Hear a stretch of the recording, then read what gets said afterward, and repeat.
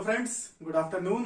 कैसे हैं आप सभी लोग। मैं हूं आपका दोस्त सचिन कुमार और मैं आज सीडीपी का एक और टॉपिक जो कि एरिक एरिक्सन थ्योरी है वो आज मैं आपको समझाऊंगा।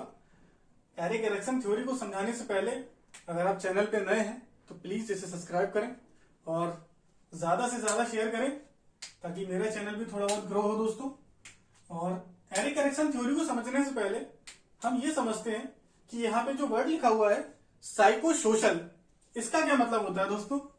तो साइको सोशल का मतलब होता है मनो सामाजिक। अब ये मनो सामाजिक क्या है। मनो सामाजिक जो भी सोसाइटी का इफेक्ट हो रहा है हमारे ब्रेन के ऊपर, वो किस वे में हो रहा है, कैसे वो इफेक्ट कर रहा है, उसको समझाने के लिए एरिक एरिक्सन ने अपनी थ्योरी दी। अब एरिक एरिक्सन ने अपनी थ्योरी में क्या बताया। एरिक एरिक्सन ने अपनी थ्योरी में जितनी भी हमारी लाइफ स्टेज है उसको 8 पार्ट में डिवाइड करा दोस्तों। कितने पार्ट्स में डिवाइड करा? 8 स्टेजेस में।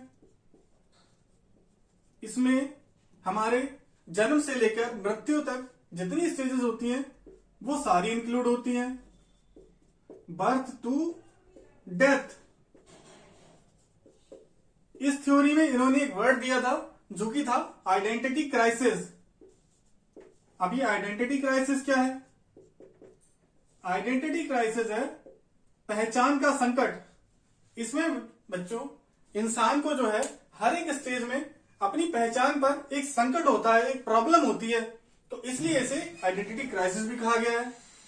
इनकी थ्योरी में यह बताया गया है कि जो भी हमारी सोसाइटी है उसके साथ हमारा सोशल इंटरेक्शन होता है, हम लोग आपस में मिलते हैं, जो कि आपने हमारे इससे पहली वाली वीडियो सोशलाइजेशन में देखा होगा। अगर नहीं देखा है तो पहले उसे देख लें दोस्तों। तो जैसे कि हमारा इंटरेक्शन होता है सोसाइटी के साथ, तो उसके बाद उस इंटरेक्शन के बाद हमारा डेवलपमेंट, विकास वो किस तरह से हो रहा है उसको समझाने के लिए इस थ्योरी को बनाया गया था। सोशल एक्सपीरियंस का जो इफेक्ट है हमारे डेवलपमेंट के ऊपर, उसको ये समझाता है दोस्तों। और ये क्या बताता है?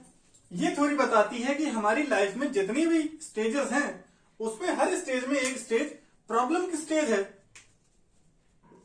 हर एक स्टेज में कोई ना कोई प्रॉब्लम है। Every stage is a stage of problem. तो इस प्रॉब्लम में दोस्तों कुछ पॉजिटिव होता है, कुछ नेगेटिव होता है। अब जो लोग पॉजिटिव पे ध्यान देते हैं, पॉजिटिव की तरफ आगे बढ़ते हैं, तो उनका जो विकास होता है वो पॉजिटिव वे में होता है। उनकी अगली स्टेज जो है वो भी पॉजिटिव वे में डेवलप होगी। अगर जो लोग पहली स्टेज या दूसरी स्टेज में भी नेगेटिव में चले जाते हैं तो उनके उसके बाद उनकी आगे वाली स्टेजेस भी होती हैं वो भी नेगेटिव होती रहती हैं, उन पर भी उनका नेगेटिव इंपैक्ट पड़ता है।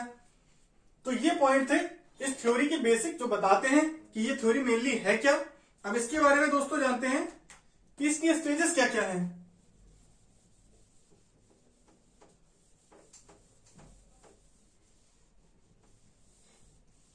इसकी स्टेजेस दोस्तों ये 8 स्टेजेस में डिवाइड है। पहली स्टेज होती है ट्रस्ट वर्सेस मिसट्रस्ट, ये होती है 0 से लेकर 1.5 साल तक। दूसरी होती है autonomy versus shame and doubt, ये होती है 1.5 साल से लेकर 3 साल तक। तीसरी होती है दोस्तों इनिशिएटिव वर्सेस गिल्ट, ये वाली होती है 3 से 6। इसके बाद आती है इंडस्ट्री वर्सेस इंफीरियरिटी, ये होती है 6 से 12। इसके बाद आता है आइडेंटिटी वर्सेस रोल कंफ्यूजन, ये होता है 12 से 18। इसके बाद आती है इंटीमेसी वर्सेस आइसोलेशन, ये होती है दोस्तों 18 से 40। इसके बाद आती है जनरेटिविटी वर्सेस स्टैग्नेशन, ये होता है 40 से 60। और लास्ट में आती है इंटीग्रिटी वर्सेस डिस्पेयर, ये होती है 60 से प्लस। अब धीरे धीरे एक एक को समझते हैं ध्यान से। अब हम इसकी पहली स्टेज को जानते हैं दोस्तों। पहली स्टेज होती है ट्रस्ट वर्सेस मिसट्रस्ट। अब ये ट्रस्ट है, विश्वास है, ये भी पॉजिटिव चीज है। मिसट्रस्ट है, वो एक नेगेटिव चीज है। जैसे मैंने आपको पहले ही बताया कि हर एक स्टेज में कुछ पॉजिटिव होता है, कुछ नेगेटिव होता है। तो ऐसी ही जो पहली स्टेज है उसमें ट्रस्ट पॉजिटिव है और मिसट्रस्ट नेगेटिव है। अब मान लो जैसे कि बच्चे का कोई जन्म हुआ, अब जन्म होने के बाद उसे तो समाज में कैसे डील करना है, कैसे रहना है, ऐसा तो कुछ पता है नहीं दोस्तों, क्योंकि वो तो समाज के लिए नया है। अब जब वो नया है तो वो अपनी केयरिंग के लिए, अपनी फीडिंग के लिए वो डिपेंड होगा अपने केयर गिवर पे। भाई जैसे कि आप जब पैदा हुए थे तो मम्मी पापा पे ही तो डिपेंड थे। अपने आप सारे काम थोड़े ना कर लेते थे बचपन में, नहीं कर पाते थे। तो इसमें बच्चा जो है वो केयर गिवर पे डिपेंड है। अब जब ये केयर गिवर पे डिपेंड है तो कौन कौन सी चीजों के लिए डिपेंड है? छोटा बच्चा भाई अपनी मम्मी से क्या मांगता है? खाना मांगता है कि मुझे भूख लगी है खाना दो। और क्या मांगता है? उससे बच्चा लव चाहिए, केयर चाहिए, उसकी बहुत ध्यान रखना पड़ता है। जो भी छोटा बच्चा होगा आपके घर में अगर है कोई, तो आपने देखा होगा आसपास। तो ये सारी चीजें दोस्तों बच्चा जो है अपना जो केयर गिवर है उससे मांगता है। अब ये सारी चीजें मान लो अगर उससे मिल गई तो उसका डेवलपमेंट पॉजिटिव होगा, और अगर नहीं मिल पाई तो उसका डेवलपमेंट दोस्तों नेगेटिव हो जाएगा। अब इसे कैसे समझते हैं? मान लो उसे अच्छे से केयर मिली उसे, ठीक है। अब केयर मिलने के बाद कोई मम्मी है वो रोड पे जा रही है किसी बच्चे की, उसने अपना बच्चा लिया हुआ है। अब कोई आंटी आई उसके पास में। अब जो बच्चा है वो तो उस आंटी को नहीं जानता, लेकिन आंटी जी ने कहा कि मेरी गोद में आ जाओ बेटा। अब ऐसा जो पॉजिटिव वाला बच्चा होगा जिसको पॉजिटिव केयर मिली है, तो उसके अंदर तो दोस्तों ट्रस्ट डेवलप है पहले से दूसरे के प्रति। तो ट्रस्ट की वजह से वो उनकी गोदी में चला जाएगा नहीं चला जाएगा। और अगर उसके अंदर मिसट्रस्ट डेवलप हुआ है, उससे ये सारी चीजें नहीं मिली हैं, तो उसके अंदर वो उनकी गोदी में नहीं जा पाएगा, क्योंकि उसके अंदर मिसट्रस्ट है। तो इसीलिए पहली स्टेज में इन सारी चीजों का मिलना बहुत जरूरी है। अगर ये सारी चीजों से नहीं मिली तो फिर वो ये जानेगा कि उसे किसी पे भरोसा ही नहीं करना है आगे चल के। अगर वो आगे किसी स्टेज में कोई काम करेगा तो ये मानेगा उसे किसी पे भरोसा ही नहीं करना है, उसे सारा काम खुद ही करना पड़ेगा। तो ये भावना उसके अंदर डेवलप हो जाएगी मिसट्रस्ट की।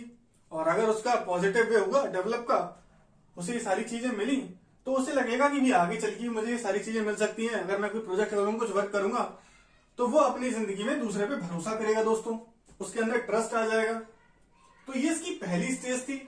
इसके बाद हम जानते हैं इसकी दूसरी स्टेज जो कि है autonomy versus shame and doubt. ये होती है 1.5 साल से 3 साल तक। पहले से रफ कर लेते हैं।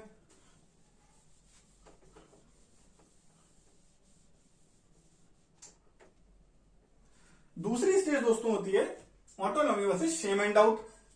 अब autonomy versus shame and doubt में क्या होता है? इसमें जो बच्चा है वो अपने लिए कुछ अपने आप करना चाहेगा।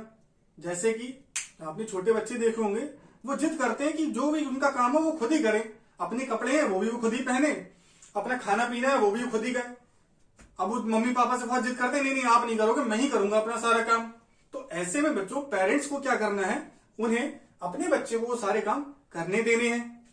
अब वो उन्हें वो सारा काम करने देंगे अपने आप से, तो उन्हें ये लगेगा कि वो काम करने में कैपेबल है, उनके अंदर ये भावना डेवलप होगी, तो उनके अंदर ये ऑटोनॉमी आ जाएगा। मतलब वो अपना काम खुद कर सकते हैं। अब क्या हो कि आप उन्हें उनका काम खुद ना करने दो, कहो अरे नहीं तुम तो सब चीजें गिरा दोगे, खाना वाना कुछ खा नहीं पाते हो है। अगर ऐसे उनसे डील करा जाए तो उनके अंदर दोस्तों ये शेम एंड डाउट आ जाएगा। उन्हें लगेगा भाई मैं तो आगे चल के भी कुछ नहीं कर पाऊंगा, अभी ना मुझे कुछ करने दे रहे हैं, ना मैं कुछ कर पाता हूं। तो यहाँ पे दोस्तों पेरेंट्स को अपने बच्चे को सपोर्ट करना है जब तक वो खुद से हेल्प ना मांगे। इसे कैसे समझते हैं? जैसे कि आपका बच्चा खुद से ही कुछ काम कर रहा है, वो फूड खा रहा है, अपने कपड़े पहन रहा है, तो जब तक वो खुद हेल्प नहीं मांग रहा आपसे, तब तक आपको हेल्प नहीं करनी है उसकी दोस्तों। ये हमने जाना इसकी सेकंड स्टेज के बारे में। इसमें एक बात और होती है कि जैसे मान लो आपने उसकी हेल्प तो नहीं करी, वो जो काम कर रहा है वो उसे करने दिया, लेकिन उसकी भी एक लिमिट है दोस्तों। हमें हर एक स्टेज में एक बैलेंस बनाना पड़ता है। जैसे कि पहली स्टेज है ट्रस्ट वर्सेस मिसट्रस्ट, दूसरी है autonomy versus shame and doubt. तो हर एक स्टेज में एक बैलेंस बनाना पड़ता है। अब ऐसा नहीं कि हमने उसे बिल्कुल ही छूट दे दी कि भाई आज से जो चुप चाहे वही कर, हम कुछ नहीं बोलेंगे तुझे, चाहे तू खा गिरा चाहे कहीं फेंक कुछ कर, हमें कुछ नहीं कहना। तो ऐसी स्टेज में भी बच्चों अच्छे से डेवलपमेंट नहीं हो पाएगा। तो इसके लिए हर एक स्टेज में एक बैलेंस होना बहुत जरूरी है। ये भी स्टोरी की इंपॉर्टेंट बात थी। अब इस बात को हमने जान लिया। इसके बाद हम जानते हैं तीसरी स्टेज जो कि है इनिशिएटिव वर्सेस गिल्ट। अब इनिशिएटिव में तो दोस्तों नाम से ही पता लग रहा है कि इसमें बच्चा कुछ ना कुछ नया स्टार्ट करने की कोशिश करेगा कि भाई कुछ नया मैं अपने खुद से करूं, अपने आप से करूं। जैसे आपने अपने घर में देखे होंगे छोटे बच्चे हैं, अगर कोई आपके दादाजी या पापा बाहर से आते हैं तो वो जल्दी से बैग को पकड़ लेते होंगे और वो लेके आते होंगे कि भाई पापा दादा ये बैग मैं अंदर ले जाऊंगा। वो जिद करते होंगे। ऐसा क्यों? क्योंकि वो अपने आप से कुछ काम इनिशिएट करना चाहते हैं, खुद से कोई काम करना चाहते हैं। इस स्टेज में आपको क्या करना है दोस्तों, पेरेंट्स, उन्हें अपने बच्चे को एनकरेज करना है कि भाई जो तू काम कर रहा है वो तू कर, ठीक है। अगर इस स्टेज में उसे एनकरेजमेंट नहीं मिला तो उसके अंदर दोस्तों गिल्ट आ जाएगा कि मैं भाई कोई काम कर ही नहीं पाऊंगा अच्छे से आगे चल के, ये मुझे अभी मौका ही नहीं दे रहे हैं। तो इसके लिए इस स्टेज में उसे एनकरेज करना बहुत जरूरी है। इस स्टेज में बच्चा क्या करता है, प्लान करता है बहुत सारी एक्टिविटीज को, और क्या करता है, सोशल इंटरेक्शन करता है आपस में।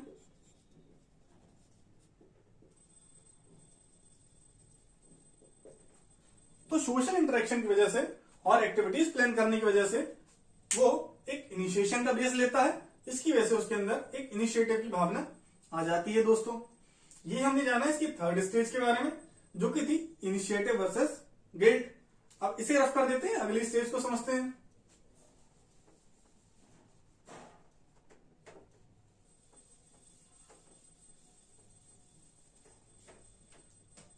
अगली स्टेज है दोस्तों इंडस्ट्री वर्सेस इंफीरियोरिटी। ये होती है 6 से 12 की एज।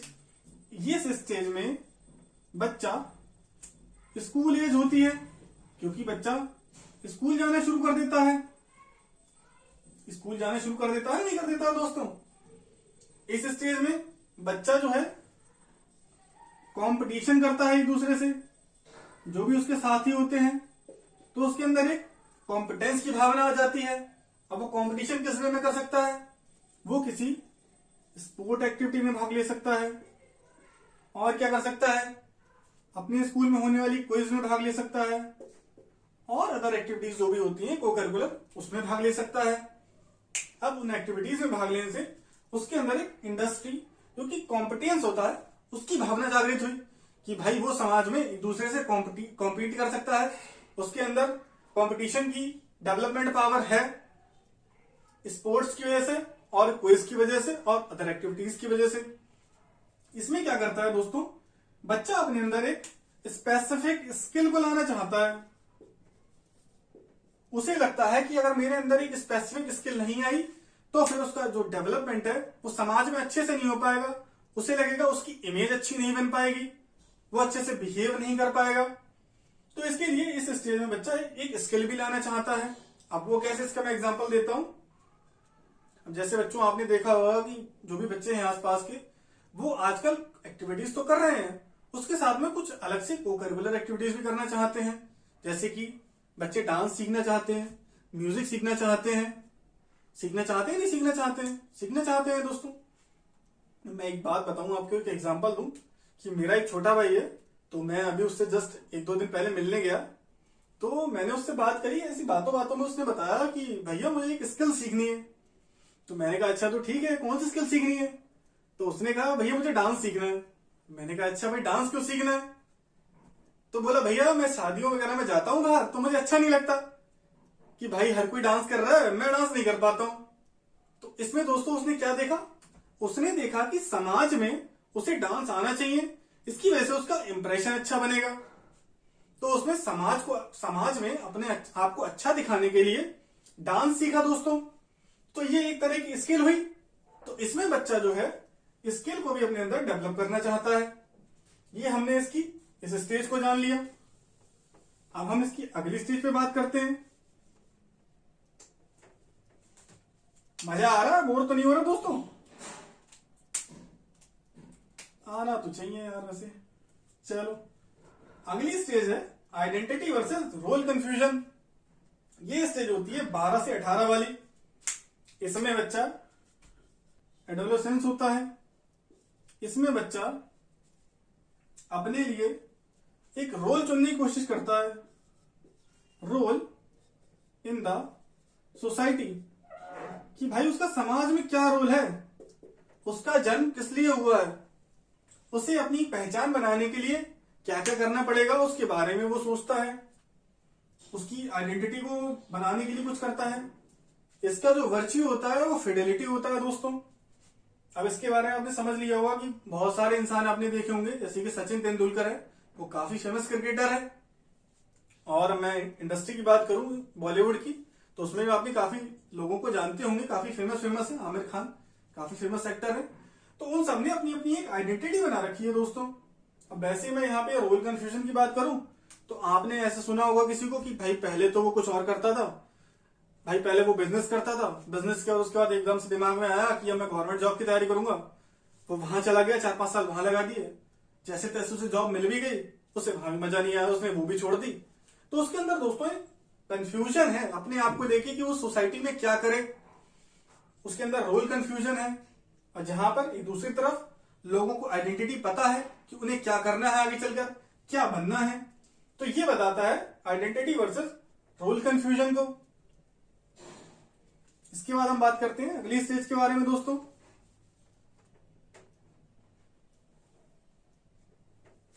जो कि है इंटीमेसी वर्सेस आइसोलेशन। अब इसमें आप सबको ज्यादा मजा आएगा, क्योंकि जब बच्चों प्यार मोहब्बत वाली स्टेज है, इंटीमेसी वर्सेस आइसोलेशन, ये वाली होती है 18 से 40 वाली। अब भाई इसमें इंटीमेसी क्या है, आइसोलेशन क्या है? इंटीमेसी होती है, मान लो अगर आप लोगों में से कोई अपना कंपेनियन ढूंढ ले या अपनी रिलेशनशिप बना ले, अगर वो ये सारे काम कर रहा है तो एरिक एरिक्सन के हिसाब से उसका डेवलपमेंट पॉजिटिव वे में हो रहा है। मतलब इसकी वजह से उसे अपनी आगे वाली आने वाली स्टेजेस में एक पॉजिटिव वे में मदद मिलेगी। वहीं दूसरी तरफ मेरे जैसा इंसान जो कि अकेला है अपनी जिंदगी में, बेचारा आइसोलेशन में है, तो उसका आगे वाले डेवलपमेंट में थोड़ा सा अच्छा इफेक्ट नहीं पड़ेगा दोस्तों, समझे? अब इसका ऐसा कोई परफेक्ट वो नहीं है कि जान लो कोई अगर आइसोलेशन में रह रहा है तो उसका पूरी तरह से डेवलपमेंट अच्छे से नहीं हो पाएगा, क्योंकि हमारी कंट्री में बहुत सारे एग्जाम्पल हैं जो कि अकेले रह रहे हैं लेकिन काफी अच्छा अपना वर्क कर रहे हैं फील्ड्स में।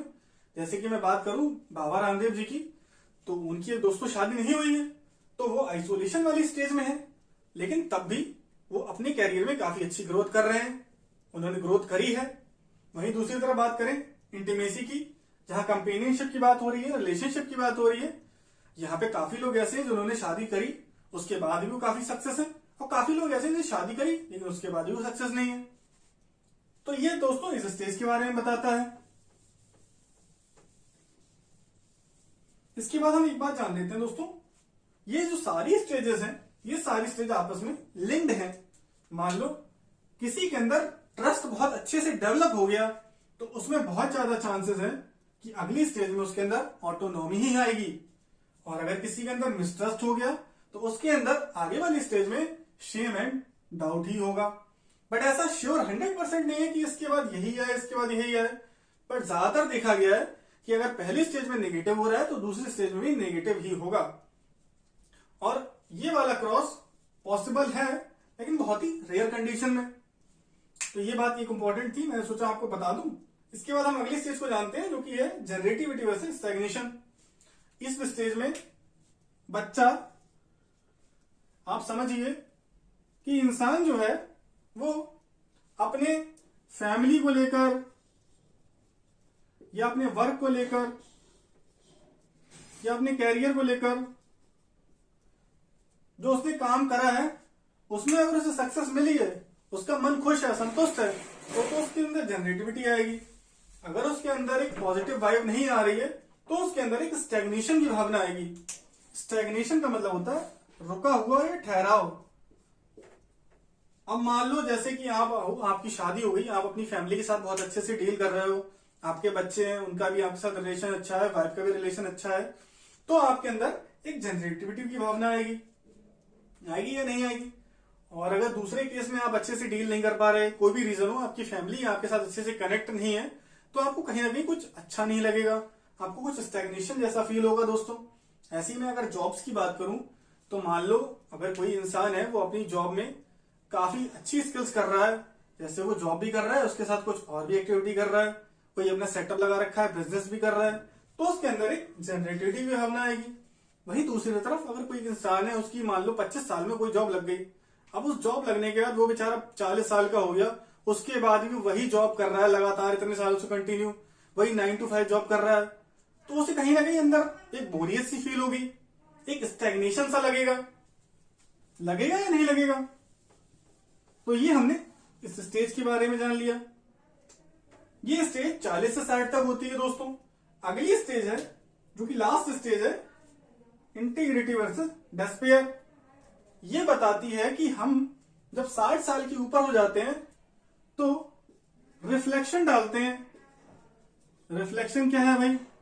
हम अपनी जिंदगी के ऊपर प्रकाश डालते हैं, याद करते हैं कि हमने अपनी जिंदगी में क्या क्या अचीव किया, क्या क्या पाया, क्या खोया है भाई। आपके दादाजी से या कोई बूढ़ा इंसान आपके घर में होगा, आप उनसे सुनते होंगे, वो अपनी कहानी सुनाते होंगे कि हमने इतनी उम्र में अपने ये अचीव कर लिया था। आपको प्रेरित करते होंगे, करते हैं नहीं करते हैं? तो इस स्टेज में इंसान जो है 60 के प्लस हो जाने के बाद अपनी जिंदगी के ऊपर रिफ्लेक्शन डालता है, उसे याद करता है, और अगर उसे पॉजिटिव लगता है कि भाई उसने अपने आप को सक्सेसफुली अचीव कर लिया जो भी वो चाहता था उसमें, तो उसके अंदर एक इंटीग्रिटी आ जाती है। और अगर वो नहीं कर पाता अपनी जिंदगी में तो उसके अंदर डिस्पेयर आ जाता है। ठीक है, अब इसके बाद अगर मान लो उसके अंदर डिस्पेयर आ गया तो उसके अंदर दोस्तों कुछ ना कुछ हद तक जो डेथ है उसका फियर भी जनरेट हो जाएगा। और मान लो अगर किसी इंसान ने अपनी जिंदगी में सब कुछ सक्सेसफुली अचीव कर लिया है तो उसे तो कुछ भय ही नहीं रहेगा मौत का, है दोस्तों। तो इस तरह से हमने ये सारी स्टेजेस को समझ लिया और लगभग सारा ही कंप्लीट हो चुका है। अगर आपको अच्छा लगा हो तो प्लीज इसे लाइक कर दें और चैनल को ज्यादा से ज्यादा सब्सक्राइब करें और अपने दोस्तों में भी शेयर करें। Thank you.